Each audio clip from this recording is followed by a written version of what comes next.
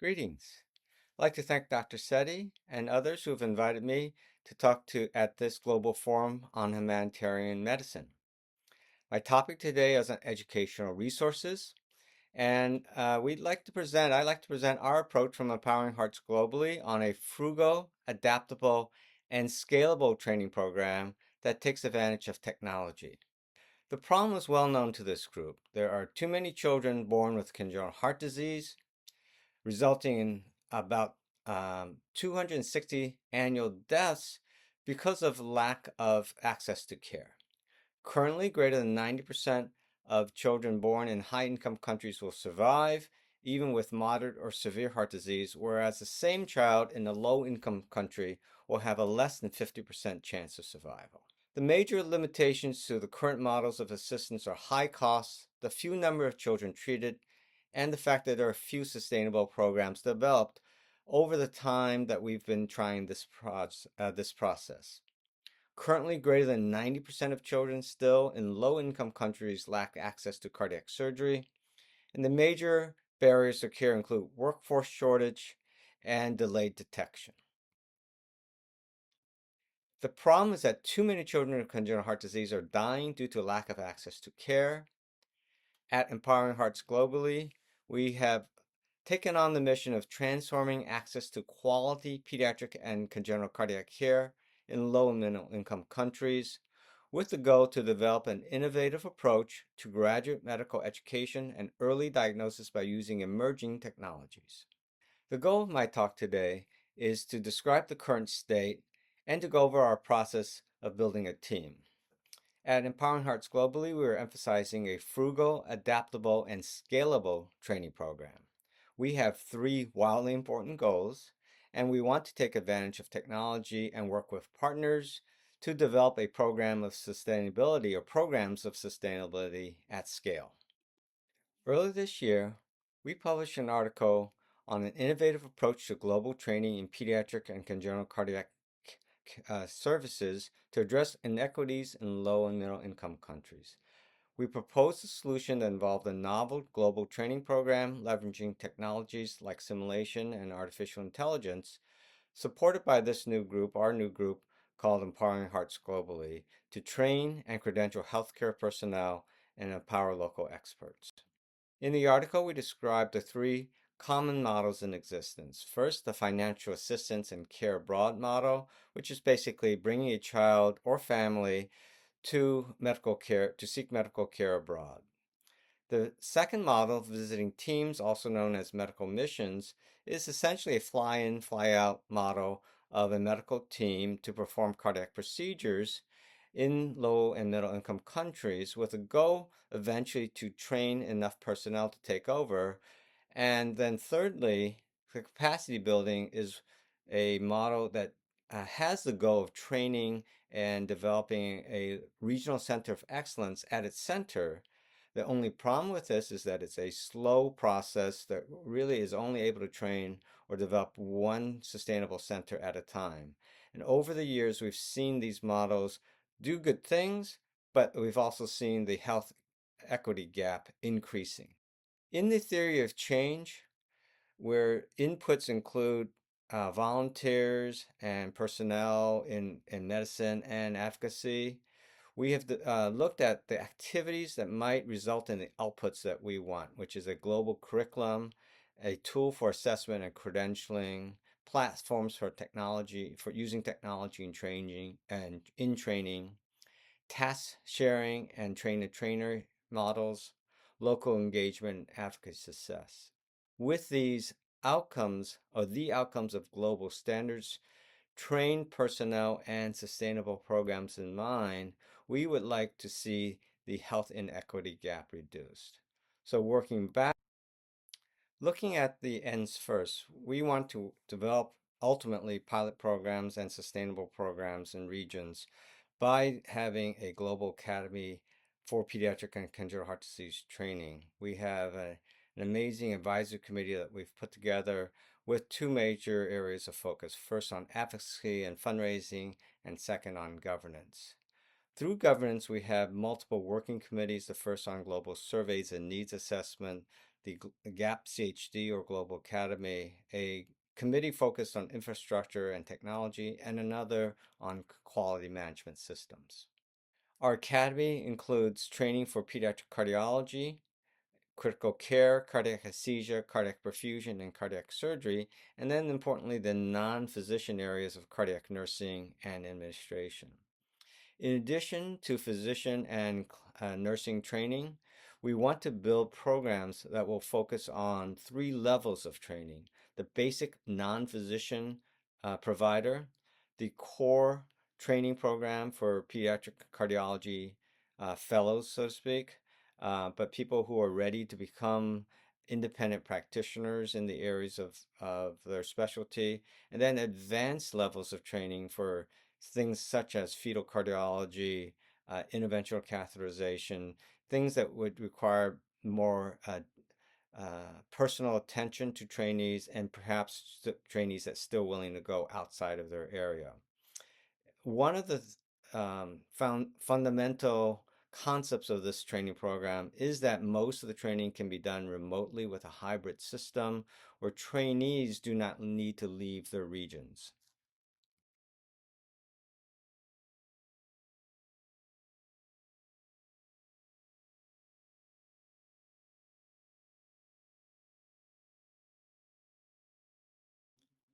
In the slide here, you see that we left a gap or identified a gap between the university and hospital and the nonprofits that work in that region, whether they are local or international.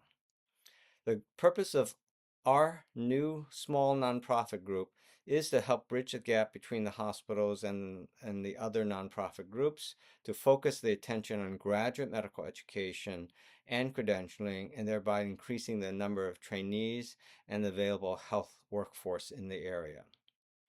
Our goal was to develop a small and nimble international organization that was concentrated on pediatric education rather than on adult cardiac services. Our goals are to develop then an innovative global medical education program and to use technology for both training and early detection. We want to build capacity and focus on the concept of quality improvement using knowledge sharing and networking as major components of our program. Ultimately, we will be dependent on successful advocacy and policy that supports these programs. And to do that, we need funding and need to have a lot of attention on fundraising for these goals. Ultimately, we want to leave behind sustainable programs which will work as a network and help each other. And we want to be able to help each other develop over time so that the health inequity gap is reduced. Our tasks are then to recruit experts in education and technology to focus their attention on global physician and nursing needs.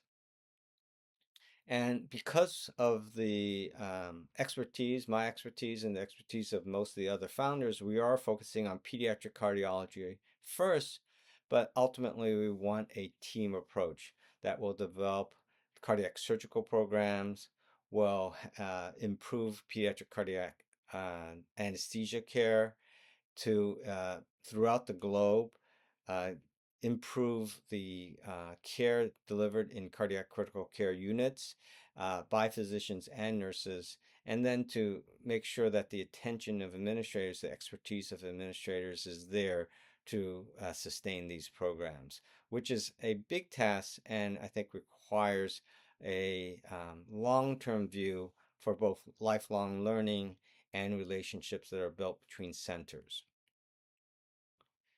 Using the four disciplines of execution model by Chris McChesney, Jim Herling, and Sean Covey, we chose to focus on three important goals, three wildly important goals. The two clinical goals being to develop a pediatric cardiology core curriculum by December 7th, which is the time of the World Congress, to offer next year a pediatric cardiac nursing course online in partnership with other organizations such as PCICS and Children's Heart Link by March next year, And then our top technological priority is to develop a pediatric cardiology specific large language model with retrieval augmented generation or RAG by sometime next year. Rather than taking a direct or waterfall approach where there's planning and then execution, we wanted to take a agile or hybrid approach where there's multiple stages of planning, execution, reassessment, so that there's an iterative approach and an expectation of improvement each year.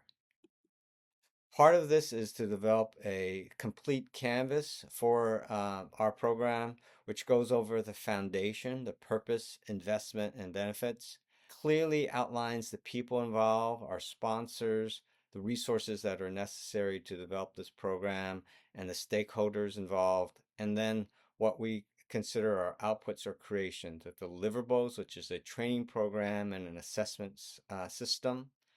Our plan is to have this in place by the end of this year and to start rolling out um, a core curriculum and piloting in countries in one or two or possibly even three regions by 2026. And then we are looking to make change by having partners, local partners, and international volunteers dedicated to this task. Our benefit is that we will improve the number of personnel, and that is one of the defined pillars necessary to bridge the health inequity gap. We want to think of the habit 4 of 7 habits of highly effective people, which is win-win. So when we are executing this global strategy, we want it to be modular, but we want it to be contextualized so that it's appropriate, it's adaptable and appropriate and useful for local regions. Uh, our our plan is to focus on case-based lessons and to take a training the trainer approach. When done at scale and efficiently, we can share trainers and mentors across multiple regions, and we hope to have standardized tools of assessment for all trainees. So our wildly important goal number 1 is to develop a pediatric cardiology core curriculum. We have then now come up with a modular system of training over 24 months, starting with boot camps and then breaking off into two tracks. Track 1 is a monthly rotation that focuses on hands-on skills such as echocardiography, catheterization, consultations, critical care, and electrophysiology. The training will be through direct observation and also remotely. We will need to have trainers travel for the first several years, but we hope over time that some of this training or most of this training can be done by local trainers and with augmented or mixed reality. Track 2 is a knowledge base system of lectures and conferences, which will go over all of the topics considered critical. Um, these modules will run over 24 months, and the goal is that people can enter in either year A or year B, go through a boot camp, and then have exposure to the number of months that are necessary for hands-on training. The curriculum will be these topics that are derived from standard curricula developed by the American Board of Pediatrics and other groups. And they go over all the topics: cyanotic lesions, left-sided lesions, arrhythmias, etc.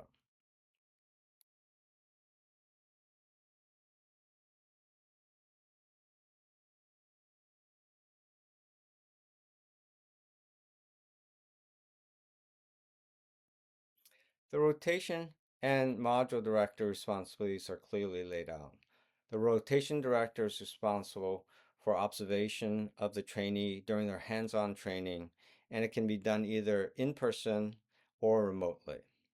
The module director, which can be either a local or a regional person, or maybe two different people, will be focused on the instruction, the feedback of the trainee, and the assessment of the trainee of their knowledge acquisition. For each trainee, that, as I said earlier, they'll be expected to spend 8 to 10 hours a week, and then 1 week a month, there'll be hands-on training from a international person who travels to that site, And once a month, there'll be a simulation module, and once a month, there'll be a quality management systems model.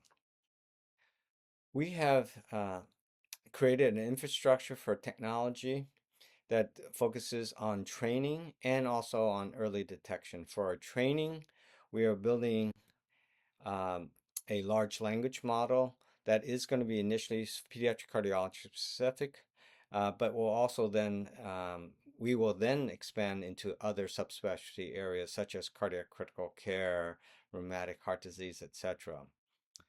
We want to use extended and augmented reality so that we can improve our access to trainers and then increase the number of trainees significantly without the need for individual trainers to travel to sites all around the world. And then with our AI enhanced simulation training, we will be developing a team that will have models available to trainees and will allow us to really assess trainee skills in unusual, rare circumstances where their training can be assessed in a lower risk, lower stakes environment. We hope to develop technologies that will allow for early diagnosis for in the fetus and also in the newborn, as well as allow for early detection and frequent assessment of patients with rheumatic heart disease.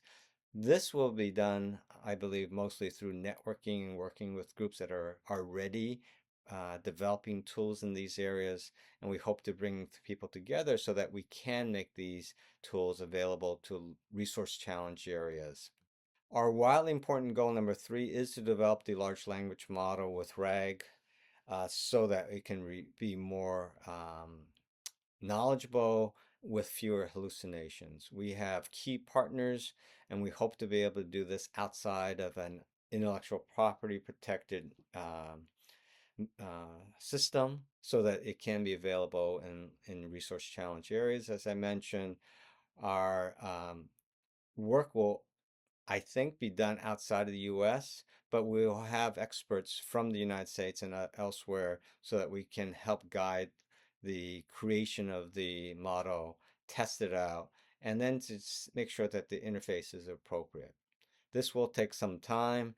It will take at least some money to start it up, and then it will also require a certain amount of support in terms of keeping it up to date. Right now, we're working with grants and fundraising to do this. Our habit number 5 for the 7 habits of highly effective people is to first understand and then to be understood. We hope that we've been making some inroads on understanding the problem, and now we're using the World Congress, this meeting, and other meetings such as the International Health Workforce Education Conference to really talk about what we're doing to address the call to action that's has a cardiology physician response and also a nursing response, and to talk about tools that might be of interest to not just one set of trainers in one location, but to everybody. What I'm excited to talk a little bit about today is this concept of a contextualized competency-based assessment. We're presenting a new system of assessment in low and middle income country training using entrustable professional activities. While something like this has been done always, where you take a trainee from their novice stage of learning a skill to then being able to work independently and then being able to train the next trainee, uh, we wanted to standardize this through an adoption of a system with EPAs and then a 3-tiered cadence of assessment. What I call a high touch, low stake assessment, which is weekly or continuously for group assessments, looking at a trainee's performance at the bedside or on presentations, a periodic assessment that's every 6 months, which uses both multiple choice questions and these feedback tools that are adopted. And then at the end, we can't get away from a high stakes assessment, but it doesn't necessarily have to be only a multiple choice question exam, but it is using a competency-based system, looking at a portfolio of their exam taking, their performance on EPAs, and then testing their ability to really synthesize materials, and finally our assessment of whether or not they can perform independently.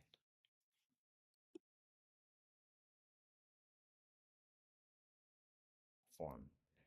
And our next step is to take the sixth habit, which is to synergize through partnerships, refining technologies with the other groups that are working on this, to focus on funding and fundraising, not to cannibalize other funding sources, but to create new ones, to communicate and network so that everybody feels like they have somebody to turn to for assistance and to get them to become more efficient. And then as we develop pilot programs, we will need lots of local, regional experts to chime in to help us improve with each and every iteration.